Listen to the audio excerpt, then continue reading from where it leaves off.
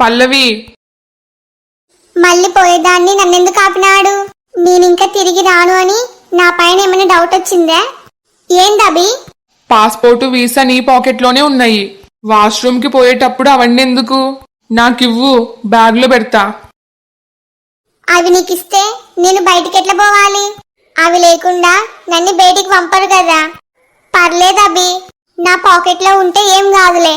Just 5 నిమిషాలలో వస్తా. పోనీ నేను తోడుగా రానా? ఏం అవసరం లేదు. ఆ పాస్పోర్టు వీసా నాకిస్తే ఏమైతుంది? మరి వాష్రూమ్ పోయేటప్పుడు కూడా వెంట తీసుకొని పోవాలనా?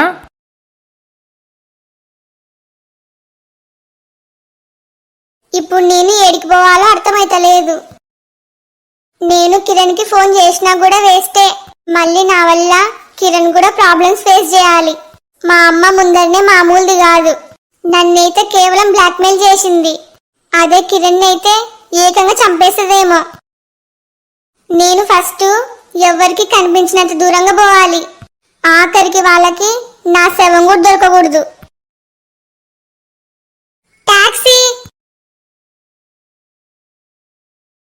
ఇదేంది? పల్లవి 5 నిమిషాల్లో వస్తా అని చెప్పి ఇప్పుడు 10 నిమిషాలు అవుతున్నా వస్తలేదు. ఇంతకీ ఈ పల్లవి పోయింది వాష్రూమ్కేనా? నాకు డౌటే. ముందరనే ఈ పల్లవికి నాతో పాటు కలిసి అమెరికాకి రావడం అస్సలు ఇష్టం లేదు. అదీగాక పాస్పోర్టు వీసా తన దగ్గరే ఉన్నాయి. కొంపదీసి పారిపోయిందే ఏంది? కనీసం తన దగ్గర ఫోన్ కూడా లేదు. Excuse me, are you Abhi? Yes, Abhi అంటే నేనే. A girl told me to give you this letter. What? Take it, mister. I have to go. చూడబి, నేను కనబడతలేను అని నా కోసం ఎత్తుకొద్దు. నా మనసు చంపుకొని నేను నీతో పాటు అమెరికాకి రాలేను. నీతో కలిసి జీవించలేను. అట్లని మళ్ళీ కిరణ్ దగ్గరికి కూడా పోను. మా అమ్మకి తన ప్రాణం కంటే పరువే ఎక్కువ. నన్ని కిరణ్ని ఒకటి కానీయదు. అందుకే నేను ఎవరికి కనిపించినంత దూరం వెళ్ళిపోతున్నా. దయచేసి నా కోసం ఎవరు కూడా వెతకొద్దు. ఇట్లు పల్లవి. Good bye. అమ్మో, పల్లవి ఏడికిపోయింది? నాకెందుకో భయమేస్తుంది. అప్పటికి నేను అత్తయ్యకి చెప్తానే ఉన్నా ఇది కరెక్ట్ కాదు అని. కానీ నా మాట వింటే కదా. ఇప్పుడు చూడేమైందో. ఇప్పుడు పల్లవి ఏడికిపోయిందో ఏమో. వెంటనే అత్తయ్యకి ఫోన్ చేసి చెప్పాలి. హలో అత్తయ్య. చెప్పబి, మిమ్మల్ని ఇందాకే కదా ఎయిర్పోర్ట్లో డ్రాప్ చేసింది. అప్పుడే ఫోన్ చేసినావు. ఏమైందబి? అంతా ఓకే కదా? లేదత్తయ్యా. ఏమైందబి? పల్లవి కనబడతలేదు. ఏంది? ఏమన్నావు? అవునత్తయ్యా, పల్లవి ఎయిర్పోర్ట్లో లేదు. నాతో వాష్రూమ్కి పోయేస్తా అని చెప్పి పోయింది. జస్ట్ 5 మినిట్స్లో వస్తా అని చెప్పింది. తీరా చూస్తే ఒక అమ్మాయితో లెటర్ ఇచ్చి పంపించింది. లెటరా? లెటర్ ఏంది? అందులో ఏముంది? నేను ఎవ్వరికి కనిపించినంత దూరం వెళ్ళిపోతున్నా, దయచేసి నా కోసం ఎవరు ఎతకొద్దు అని రాసింది. ఏందబి నువ్వు చెప్పేది? అవునత్తయ్యా, నాకెందుకో చాలా భయమేస్తుంది. ముందరనే పల్లవి మనసు ఇప్పుడేం బాలేదు. ఈ టైంలో ఏమన్నా అఘాయిత్యం చేసుకుంటే? నువ్వట్లా మాట్లాడొద్దబి.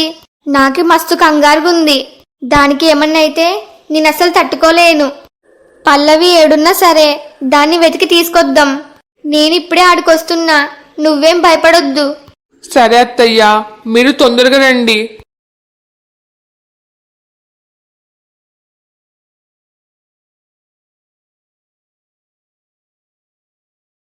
ఇంట్లో అవని లేకుంటే నాకు చాలా బోర్ వస్తుంది.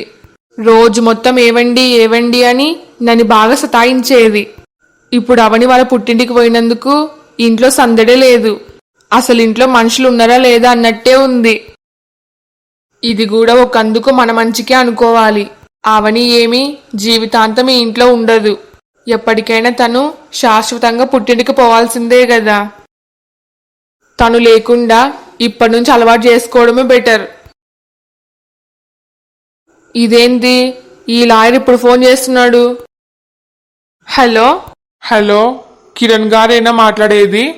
అవును లాయర్ గారు, నేనే మాట్లాడుతున్నా. చెప్పండి. మరేం లేదు, ఇంకో 2 days లో కోర్టులో వాయిదా ఉంది. మీరు మీ భార్య అవని వచ్చి కోర్టులో అటెండ్ అవ్వాలి. ఇది చెప్పడానికే మీకు ఫోన్ చేసిన. సరేనండి. ఇప్పుడు ఏం చేయాలి? ఎల్లుండే కోర్టులో వాయిదా ఉంది. ఆవని చూస్తే వాళ్ళ పుట్టింట్లో ఉంది. ఇప్పుడు మేమిద్దరం కోర్టుకి పోయేదెట్లా? ఇప్పుడు ఏం చేద్దాం అభి? ఎయిర్పోర్ట్ మొత్తం వెతికినాము, పల్లవి ఏడలేదు. అదే అత్తయ్యా, నాకు కూడా ఏం అర్థమైతలేదు.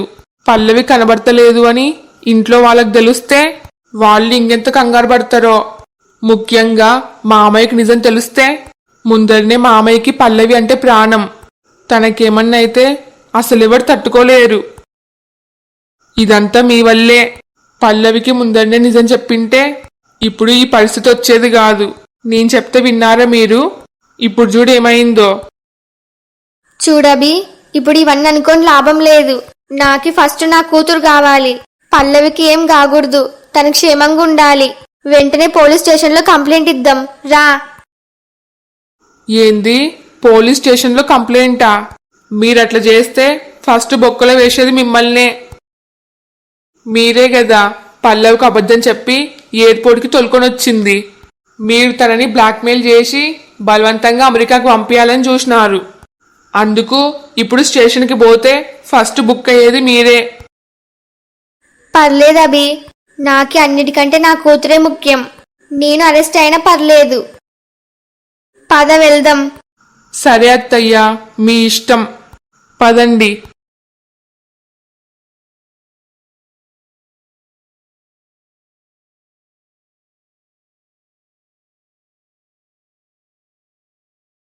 బావా, బావా నువ్వా? ఇంకా నిద్రపోయి లేవా? లేదు బావా, నాకు నిద్ర వస్తలేదు. మరి నీకేమైంది? నాకు కూడా నిద్ర వస్తలేదు.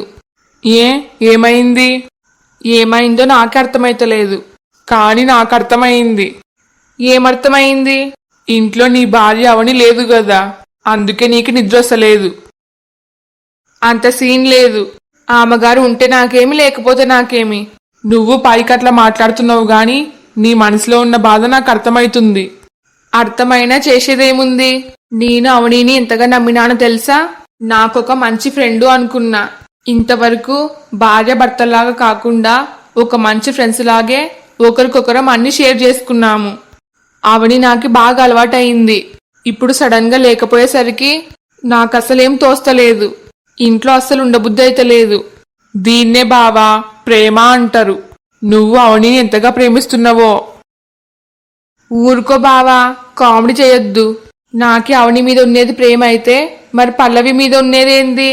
నువ్వు మరి కొంచెం కూడా బుద్ధి లేకుండా మాట్లాడుతున్నావు. ఇప్పుడు నీకు ఎంత చెప్పినా అర్థం కాదు. రాను రాను మొత్తం నీకే అర్థమవుతుందిలే. ఏంది అర్థమయ్యేది? ఇంతవరకు అవనీని కనీసం నాకు మంచి ఫ్రెండులాగా అనుకున్నా. కానీ ఇప్పుడు తన వల్లే నా చెల్లెలికి అబార్షన్ అయింది. ఇంతవరకు మా మధ్య ఉన్న ఫ్రెండ్షిప్ కూడా ఇప్పుడు లేదు. ఇక ముందు ఉండదు కూడా. నువ్వు నీ చెల్లెల్ని గుడ్డిగా నమ్ముతున్నావు కాబట్టి ఇట్లా మాట్లాడుతున్నావు. అదే ఆ స్వప్న బండారం బయటపడితే అప్పుడు అర్థమవుతుంది నీకి నువ్వు ఎంత పెద్ద తప్పు చేసినావో అని. చూడు బావా, అవని గురించి అయితే నాతో మాట్లాడొద్దు. ముందరనే నా మనసేం బాలేదు. సరే బావా, అవని గురించి ఏం మాట్లాడనులే. కానీ నాకు ఒక విషయం చెప్పు.